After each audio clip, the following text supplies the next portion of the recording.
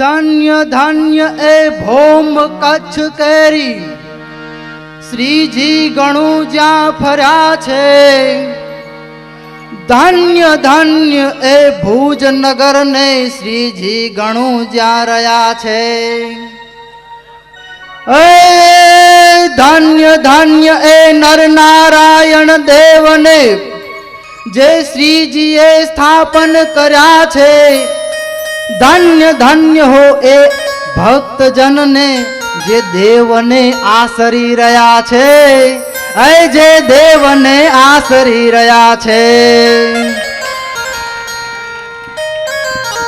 વાહ, આ સભા મંડપને જોઈને તો ઓહો હો આનંદના ફોરા છૂટે છે.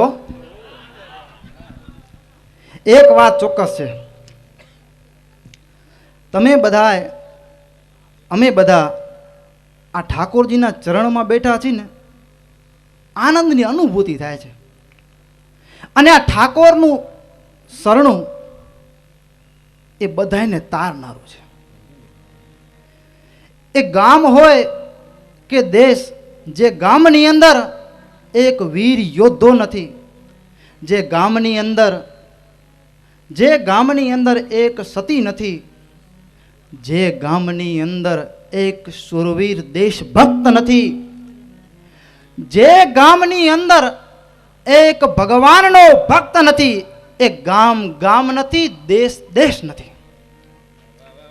સરસ સરસ. ભક્તજનો, એટલે કહેવાનું મન થાય, આટલા બધા ભક્તોને જોઈને હૈયામાં આનંદ થાય છે. આજે આટલો મોટો સભા મંડપ ભરાઈને બેઠો છે. આ કચ્છના ખૂણે ખૂણેથી આવ્યા છો. કચ્છની વાત તો રહી બાપ, ગુજરાતના છે, ભારતના છે ને આઉટ ઓફ ઇન્ડિયાના છે, બેંગ્લોર થી આવ્યા છે. આ બાજુ એ તો છે જ.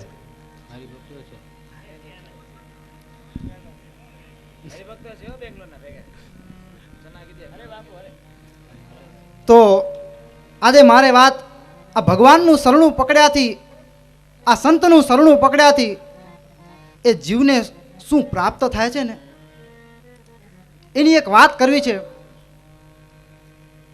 એ સૌરાષ્ટ્રના ગોંડલ શહેરની, આ સૌરાષ્ટ્રનું ગોંડલ શહેર, એની માલિપા એક ભાઈ નામ રાઘવજી.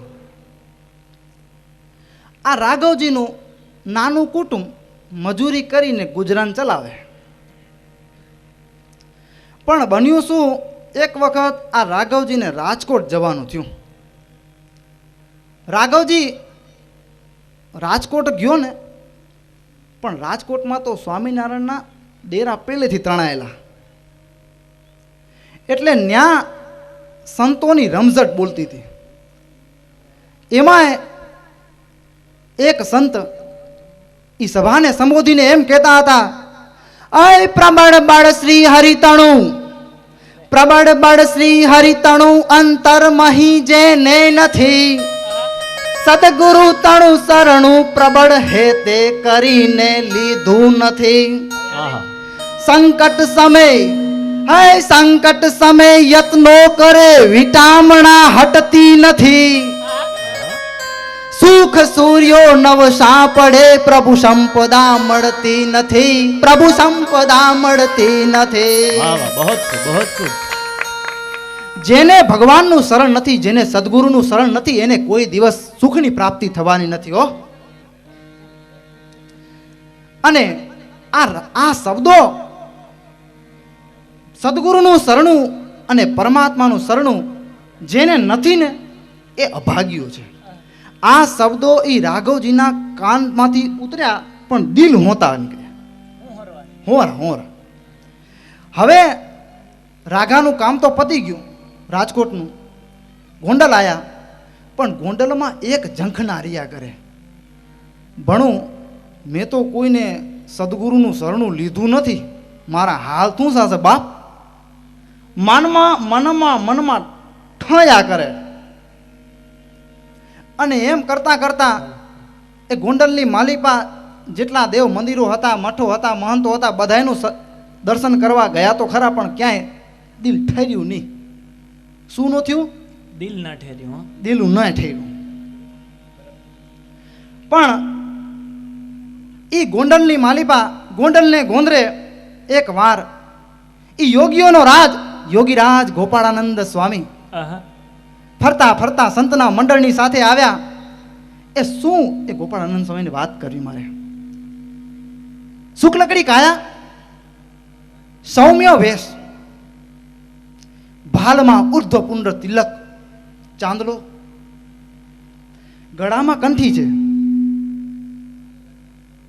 હાથમાં માળા છે, મુખમાં સ્વામિનારાયણ સ્વામિનારાયણ આવું નામ છે. અને એ ગોપાળાનંદ સ્વામીના મુખારવિંદ ઉપરથી તેજ તેજ તેજ છૂટે છે. આહા. અરે અરે. અને આ ગોપાળાનંદ સ્વામીનું દર્શન કરતા જ રાઘવજીના અંતરને શાંતા વળી અને શાંતા વળીને રાઘવજીને મનમાં થયું, હું જે સદગુરુને શોધું છું ને એ આ જ છે. બસ અંતરમાંથી હા પડી અને એ ગોપાળાનંદ સ્વામીના પગ પકડી લીધા. સ્વામીને કહે, સ્વામી આજથી તમે મારા ગુરુ છો. સ્વામી કે તારું નામ શું છે એ તો કે બાપ. એટલે રાઘાએ કીધું મારું નામ રાઘવજી છે. એટલે કીધું બરાબર. જ્યાં સ્વામી કંઈ આગળ બોલે એના પહેલા રાઘાએ કીધું આ બધાનો સવાલ હોય કે મને ભગવાનનું દર્શન કરાવશો? આપ મારા ગુરુ છો, મેં તમને ગુરુ માન્યા, આપ મને ભગવાનનું દર્શન કરાવશો? ત્યારે સ્વામી મરક મરક હસ્યા. હસ્યા એટલે લૌકિક ભાષામાં કહીને તો એક સરસ જોક્સ પણ છે ને તળપદી ભાષામાં કીધું છે.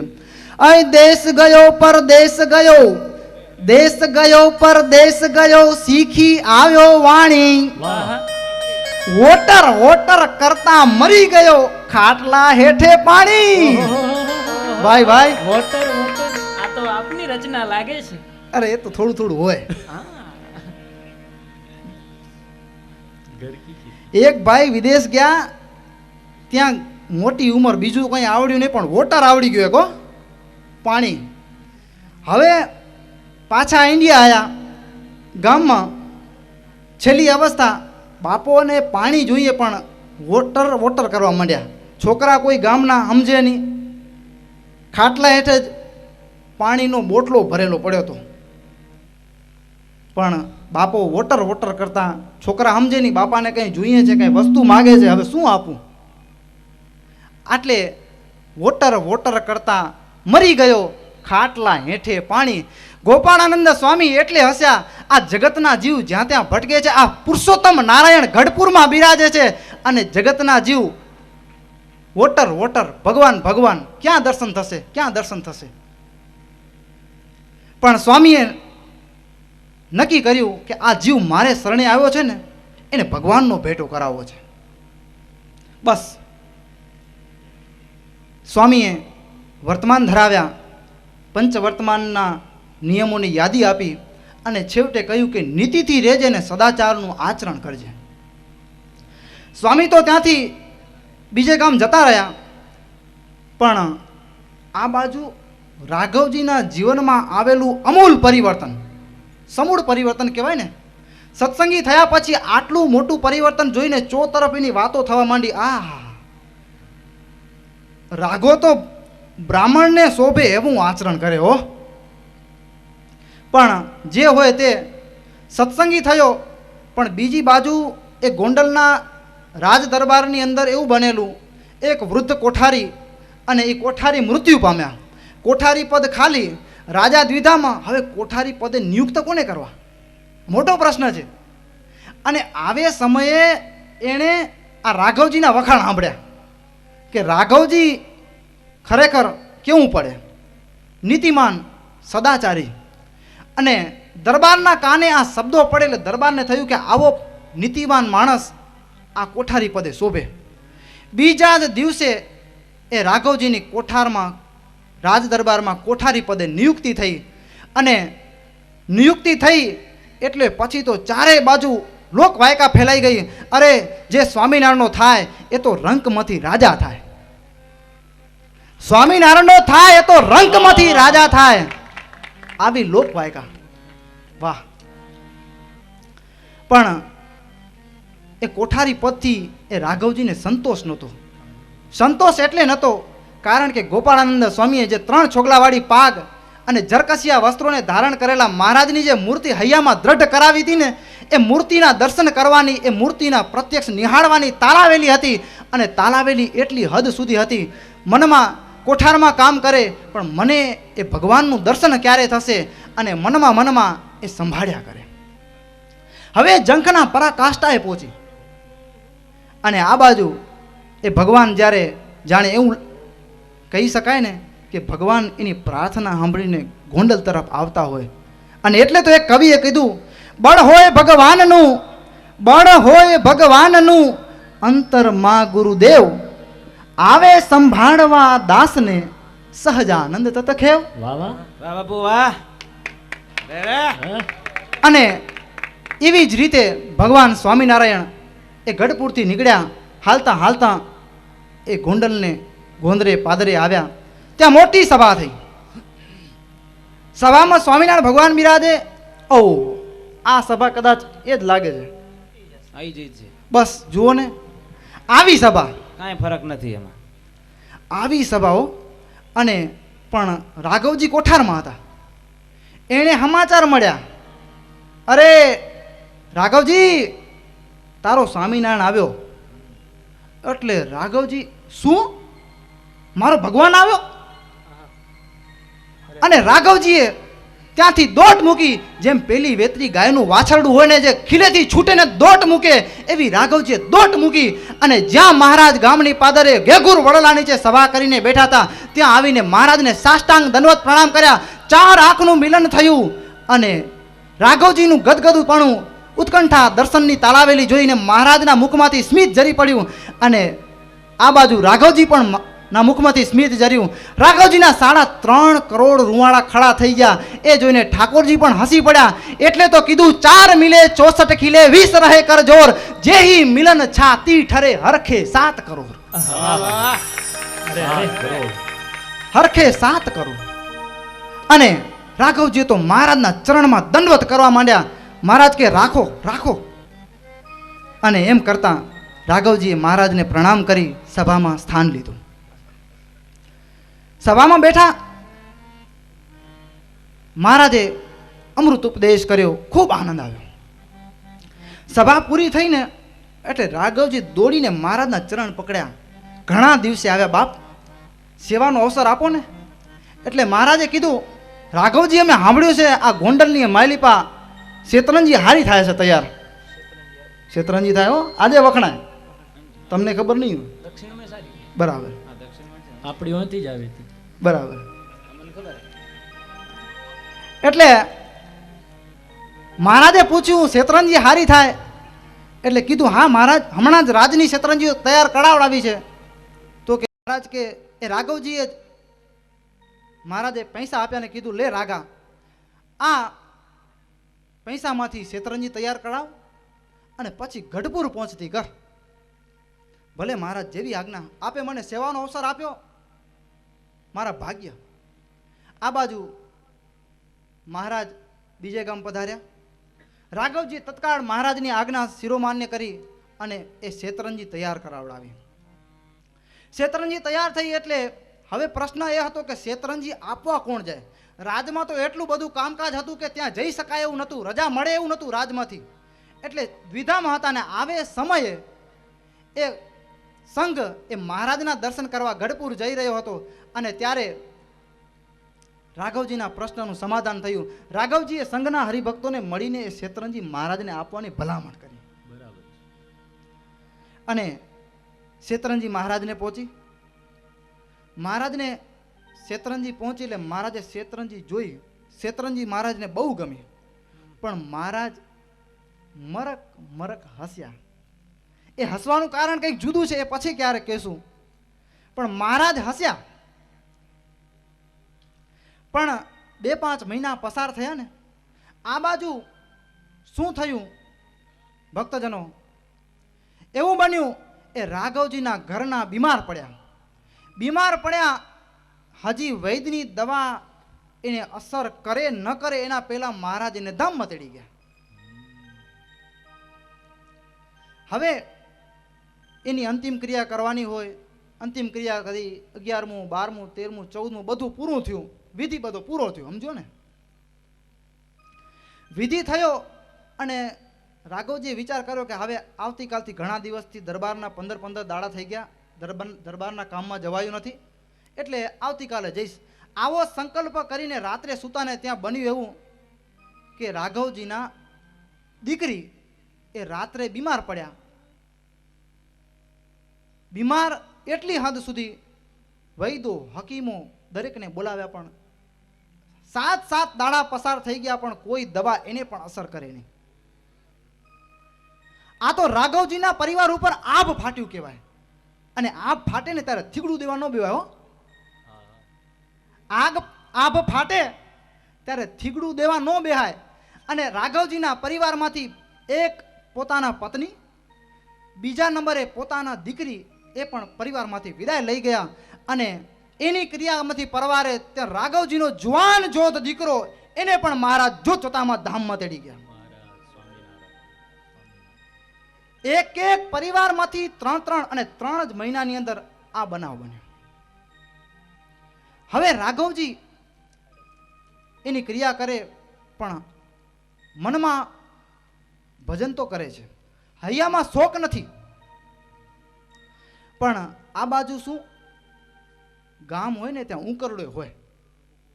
એ ગોંડલની માલિપા એક વિધર્મી સત્સંગનો દ્વેષી સ્વામિનારાયણ સાથે જાણે બાપે માર્યું વેર હોય એવો. એણે દરબારમાં જઈને દરબારને કાન ભંભેરણી કરી.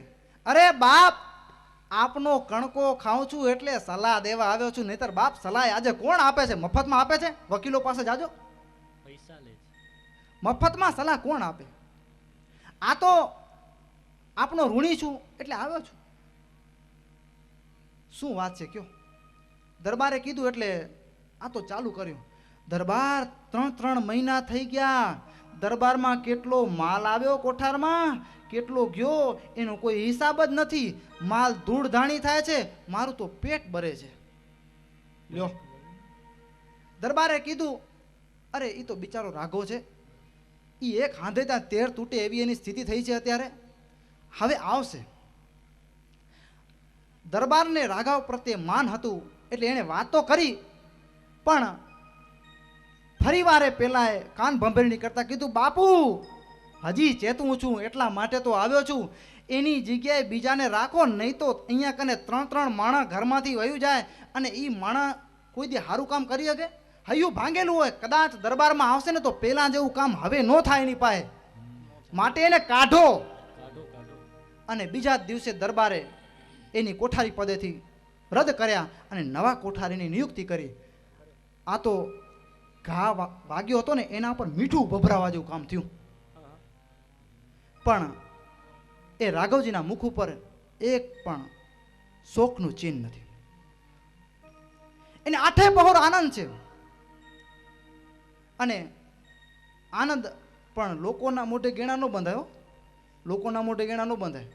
ચારે બાજુ એવી વાત થાય, અરે આ રાઘો સ્વામિનારાયણનો થયો, વાત સાચી, પણ કોઠારી થયા પછી એણે કોઈ વિધવાના પૈસા પચાવ્યા લાગે છે, એટલે જુઓ ને પત્ની મરી ગઈ, વિધુર થયો છે. કોઈએ એમ કીધું ના ના ના ના બાપ, એ તો એનું પૂર્વનું પાપ પકડ્યું. ત્રીજાએ એમ કીધું અરે પાપ પુણ્યની વાત રહેવા દો, એ ગરીબના છોકરા એને આપવાનું ધન એને આપ્યું નથી, એટલે ગરીબના નિશાસા લાગ્યા છે, એટલે એને છોકરો ને છોકરી મરી ગયા જો ને.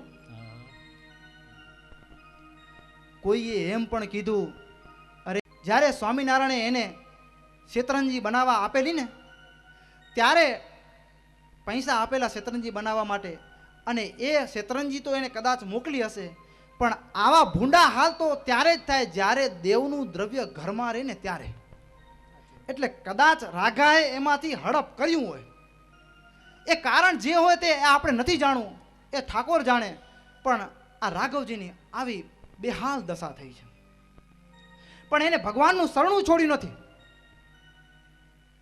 અને એ માથા ઉપર હુંડલો લઈ અને ધાણી વેચવા એ ગોંડલની બજારે બજારે ગલીએ ગલીએ ફરે છે. અને જે કંઈ પણ ધાણી વેચાય એનામાંથી સાંજે આવી અને દુકાનમાંથી એક શેર બાજરી કે જુવાર મળે ને એટલું માંડ વેપાર થાય છે દિવસ દરમિયાન. આવી દારૂણ પરિસ્થિતિ આવી છે. અને આવે વખતે એક વખત ઈ માથા ઉપર હુંડલો હતો અને ભગત પસાર થતા હતા, ત્યાં એક દ્વેષીએ મેણું માર્યું, અરે તારી અક્કલ ક્યાં ગઈ? તું જે દીથી સ્વામિનારાયણનો થયો તે દીથી તારી પડતી ચાલુ થઈ છે, તને ખબર છે? તું સ્વામિનારાયણનો થયો એટલે કોઠારી થયો એ વાત બીજા નંબરની, એ હું નથી માનતો, કારણ કે એ તો તારું પુણ્ય હતું એના જોગે તને કોઠારી પદ મળ્યું. પણ એટલું ચોક્કસ કહીશ કે જે દિવસથી તું સ્વામિનારાયણનો થયો છે તે દિવસથી પહેલી તારી પત્ની મરી, પછી તારી દીકરી મરી, પછી તારો દીકરો મર્યો અને છેલ્લે તારી નોકરી ગઈ. અને આ બધું ગયું તો ગયું, પણ એના પાછળ તારી ઘરવખરીને મૂડી પણ ગઈ. પણ આવે વખતે રાઘાએ જે જવાબ આપ્યો હતો ને, એ જવાબ આપણા બધાના દિલને હલમચાવી નાખે એવો છે. કારણ શું ખબર છે? આ સમજણ હોય ત્યારે ભક્તજનો જીવનમાં ગમે એવું દુઃખ આવે તો એ ભક્તને ક્યારે દુઃખ આપી શકતું નથી, કારણ કે આ સમજણ એટલી અદ્ભુત હતી. રાઘાનો જે જવાબ હતો, રાઘાએ એમ કીધું, અરે બાપ, તમે કહો છો સ્વામિનારાયણનું શરણું મૂકી દઉં. જો શરણું લેવાથી મને રાજ ન મળ્યું હોય તો શરણું મૂકવાથી પણ મને, શરણું રાખવાથી આ બધું આપત્તિ આવી છે એ પણ કહી શકાય નહીં. બીજી વાત એ કે જીવનમાં એક દ્રષ્ટિ કરીએ તો ઘરમાં એક પરિવારમાં એક દીકરો બીમાર પડે તો એની માં એ દીકરાને સાજો કરવા માટે કડવા ઔષધ પાય. દીકરાને ગમતું નથી છતાંય એને સાજો કરવા માટે એ માં ઔષધ પાય, કારણ કે મારો દીકરો સાજો થાય. એ મારો ઠાકોર એ મારી જન્માંતરની કસર કાઢવા માટે મારી કડવા ઔષધ પાય છે. બરાબર. આવી સમજણ હોય ને ત્યારે દુનિયાનું કોઈ દુઃખ નથી કે એ ભક્તને દુઃખ આપી શકે. અને ભગત તો નીકળી ગયા, પણ થોડા મહિનાઓ વીત્યા. ગોપાળાનંદ સ્વામી ફરીવાર એ ગોંડલમાં પધાર્યા, સ્વામીના દર્શન કર્યા. સભામાં એ રાઘવજી ભગત નહોતા, એને બોલાવવામાં આવ્યા. ભગત આવ્યા. ભગતની દારૂણ પરિસ્થિતિ જોઈ અને સ્વામીને દયા આવી અને સ્વામીએ એટલું કીધું કે ભગત, આજે તમારો જે કંઈ પણ વેપાર થાય ને એનામાંથી જુવાર લઈ તમારા હાથે દળીને અહીં લાવજો અને તમે ઉપવાસ કરજો. અને આવી રીતે પોતે ઉપવાસ કર્યો. સ્વામીને એ લોટ આપવા આવ્યા. સ્વામીએ એનામાંથી રોટલા બનાવડાવ્યા. ઠાકોરજીને જમાડીને રોટલા એ સંતોએ જમ્યા. અને ગોપાળાનંદ સ્વામીએ કીધું, જા, આવતીકાલે તું કોઠારી થઈશ. અને બીજે જ દિવસે એ નવા કોઠારી નિયુક્ત થયેલા એ ટેબલ નીચેથી ઘણું કામ કરતા. એ રાજા દરબારને બધી ખબર તો પડેલી, એટલે દરબાર એનાથી સંતુષ્ટ નહોતા અને એણે ફરીવાર રાઘવજીને કોઠારી પદે નિયુક્ત કર્યા. ભક્તજનો, આ ભગવાનનું શરણું રાખવાથી, આ સંતનો આશરો, આ ગમે એવો કઠણ સમય આવે ભગવાન અને સંતને છોડે નહીં તો જીવનમાં બધું પ્રાપ્ત થાય. અને એટલે છેલ્લે એટલું કહું, રાખો શરણ દઢતર કરી શ્રી ગુરુ અને હરિનું હેતથી, રસ્તો મળે વિપત સમે, રસ્તો મળે વિપત સમે, દુઃખ ટળે સહજમાં વેતથી. લોકના મેણા ટળે, લોકના મેણા ટળે, યશ વધે સંત અનંતથી. લોક યશ અને કીર્તિ વધે બહુ નામ સૂર્ય શ્રી હરિખંતથી. બસ ભક્તજનો, આવો ને આવો આપણા ભગવાનમાં હેત થાય.